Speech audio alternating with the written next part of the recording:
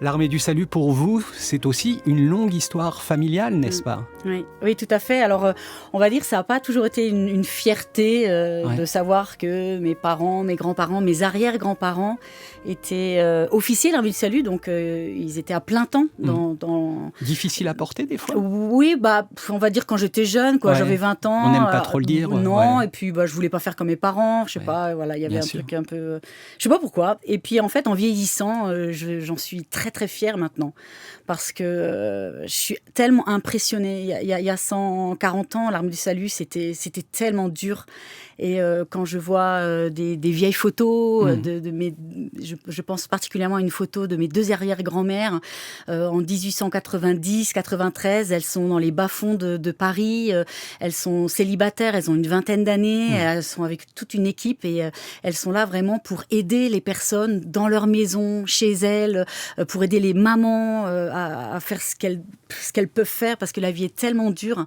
Et en même temps, elles partagent leur vie à Christ, et elle se donnait complètement. Et en fait, après, extrême. Ouais, c'est ça. Et qui a donné envie aux enfants, qui a donné encore envie aux enfants. Et finalement, voilà, une transmission qui s'opère. Ouais, et ça, je trouve ça trop, trop bien. Et c'est pour ça aussi que pour moi, Noël, c'est la famille, et c'est le partage, parce qu'en fait, ensemble, donc avec mes 3 frères et sœurs et mes parents, on allait dans des différents centres de l'Armée du Salut, que ce soit des maisons de retraite, des maisons d'enfants, ou même dans des maisons d'arrêt aussi. On pouvait aller, et même très petite, je suis allée dans des maisons d'arrêt où je pouvais chanter. Et c'était quelque chose de très beau, d'abord pour la famille, parce qu'on devait répéter. Alors, je peux vous dire que ça se chamaillait bien aussi.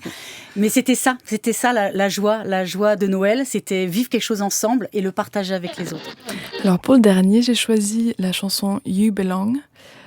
La phrase complète, c'est You belong to good, tu appartiens au bien, que j'ai pompé de Victor Hugo dans la scène des Misérables avec l'évêque qui dit à Jean Valjean, après qu'il ait volé les chandeliers et tout ça, qui lui dit tu appartiens au bien maintenant. Et je me dis que cette phrase-là peut avoir un impact, surtout pour les gens qui croient, qui sont persuadés de l'inverse pour eux-mêmes.